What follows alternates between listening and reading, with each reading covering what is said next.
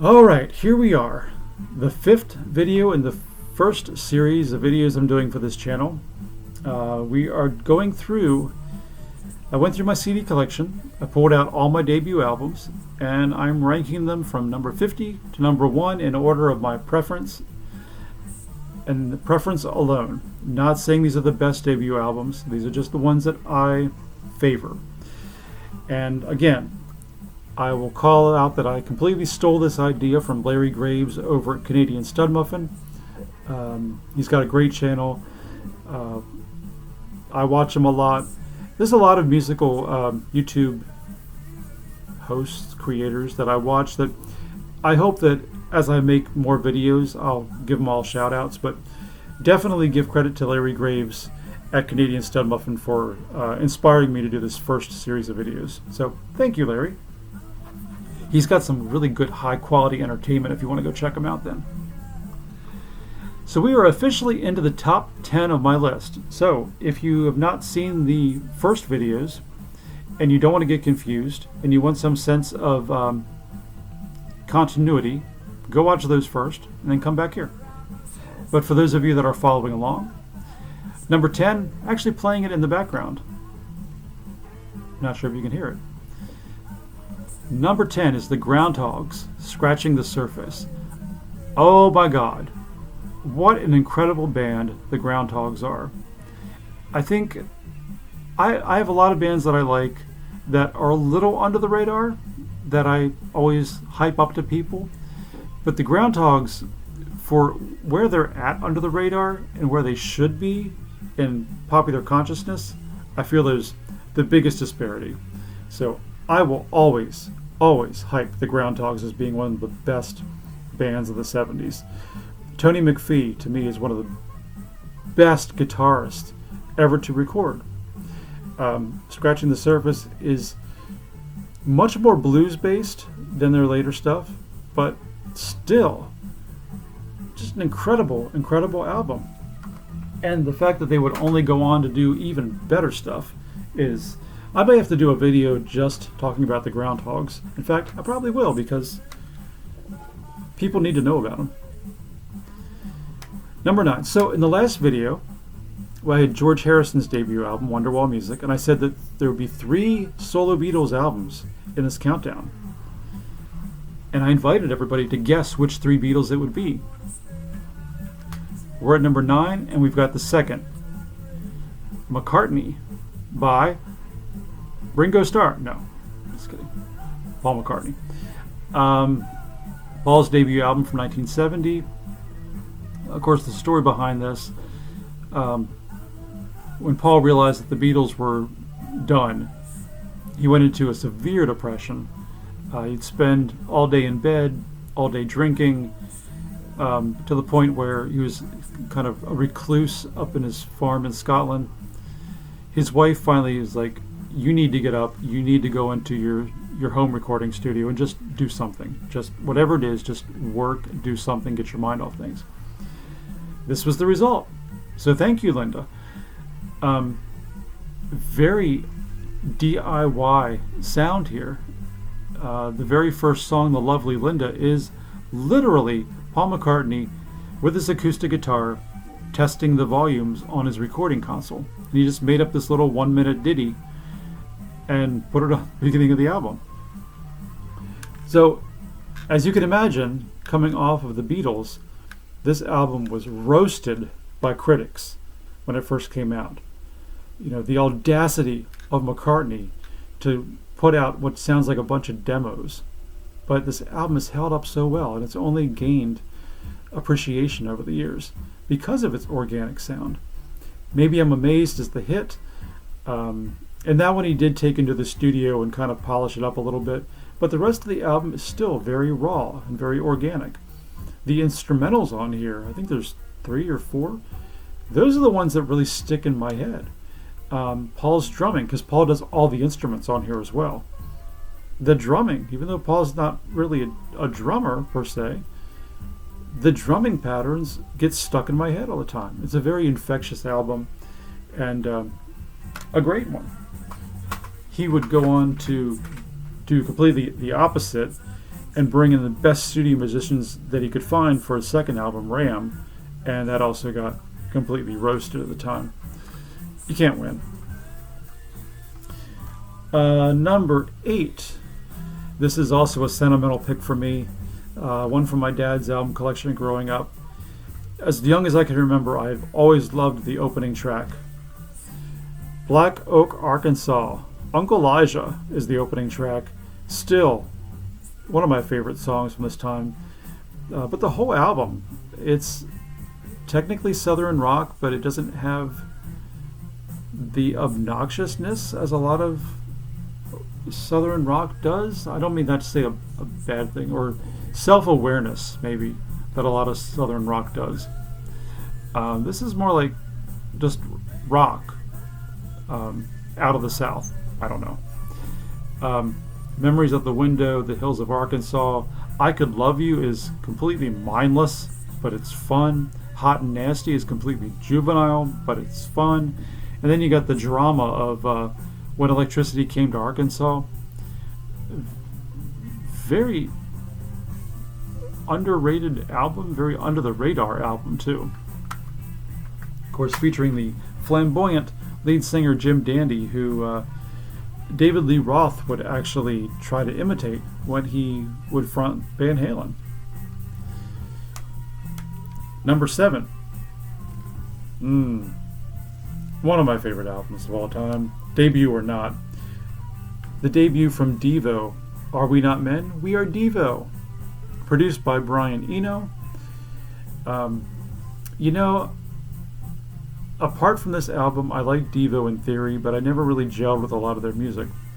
This album is completely different for some reason. Every song on here I love. Mongoloid, Space Junk, Praying Hands, Uncontrollable Urge, Gut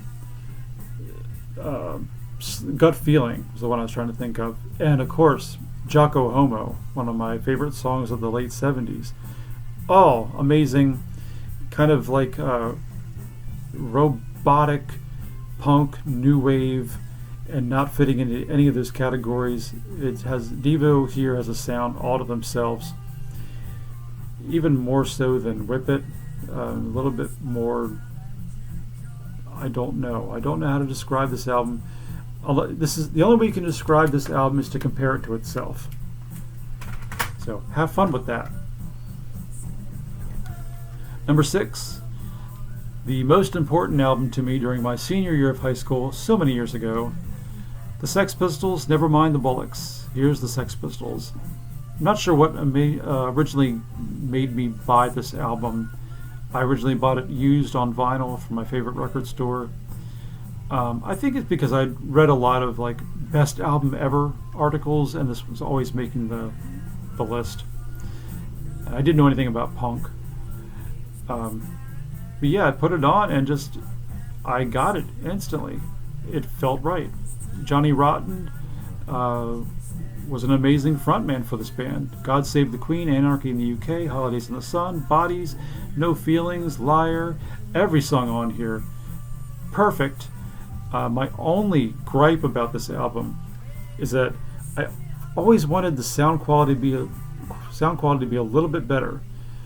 It just seems very compressed, maybe not compressed. It's very teetering on lifeless, which is an odd thing to say about a punk album. I think some of you might know what I mean by this. It always feels like if they could open it up a little bit and let it breathe a little bit, it might sound fuller, but then again, it might also completely destroy it. The album might actually be better because it's so tight. I don't know. I'd like to hear it though, but remixing is not one of my favorite things to do. Number 5, this is one that I don't think a lot of people know about. Jericho, self-titled album. So if you don't know about Jericho, I stumbled upon this.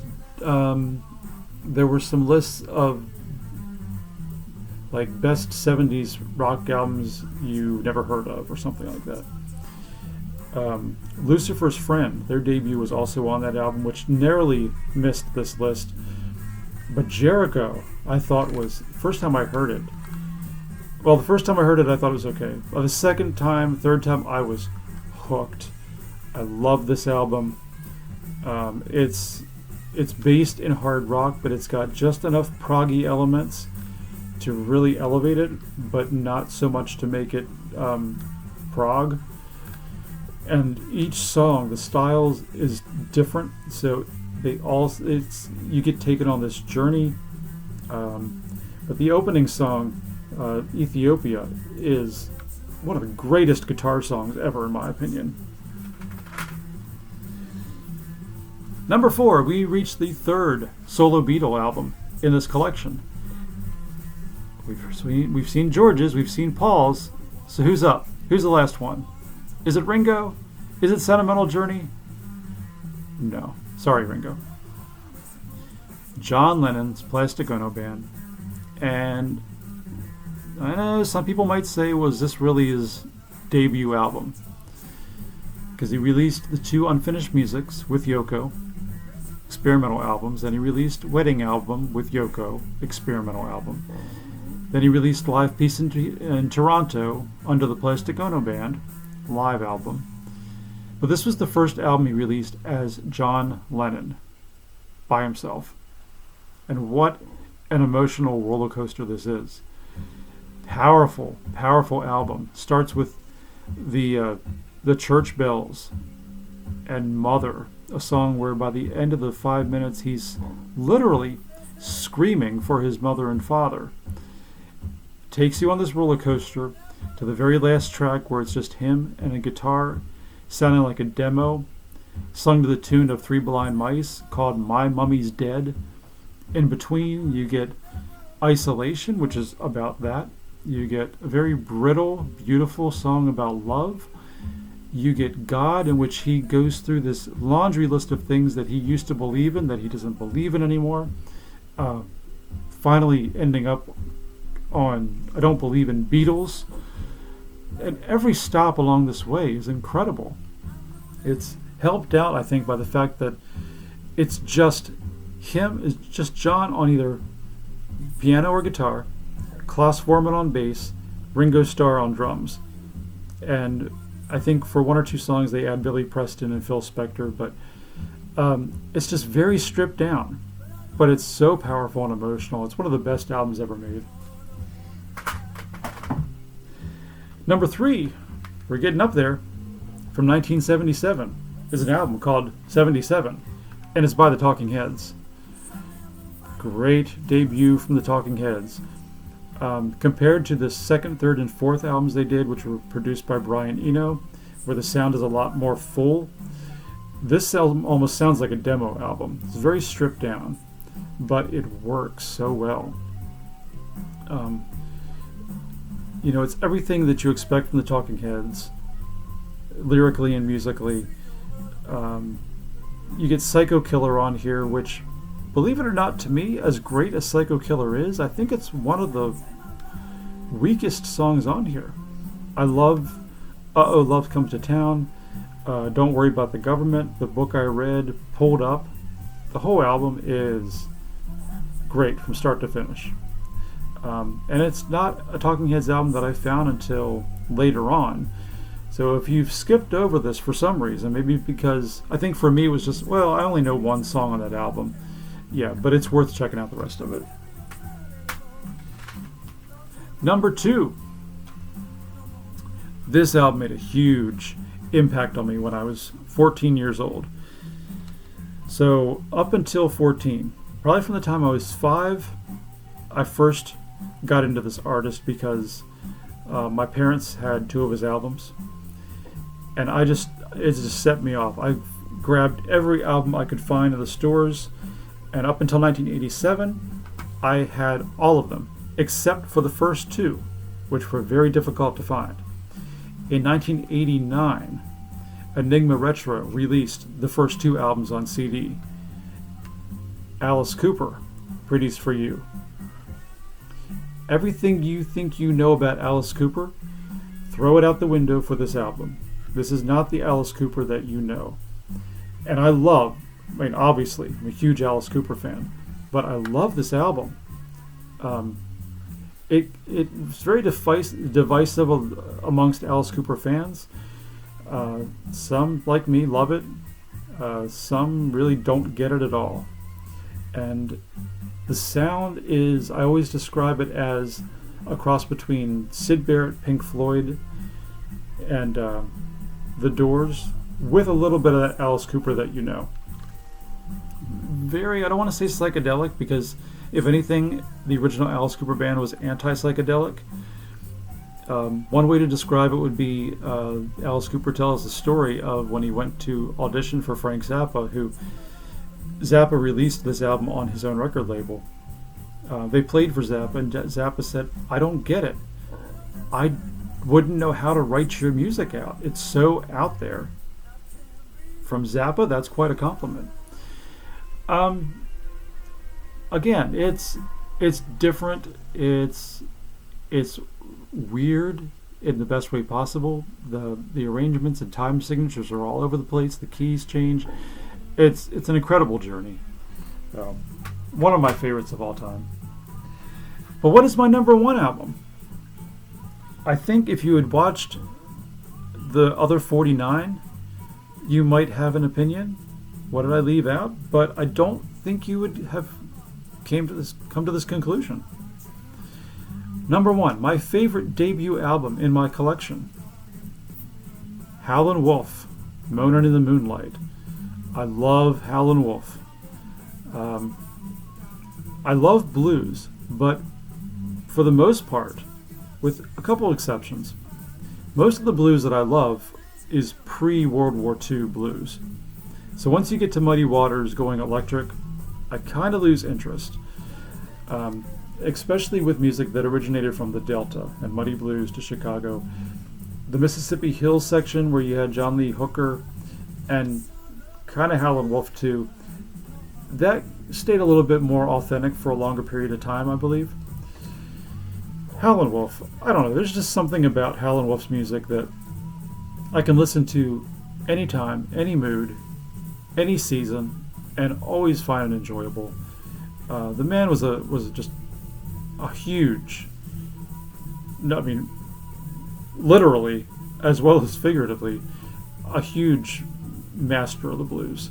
And Hubert Sumlin on guitar, classic guitar riffs, just the perfect album. And this was really just a collection of earlier 45s and 78s, but they packed it all into an LP back in the days when blues LPs were really just collections of singles.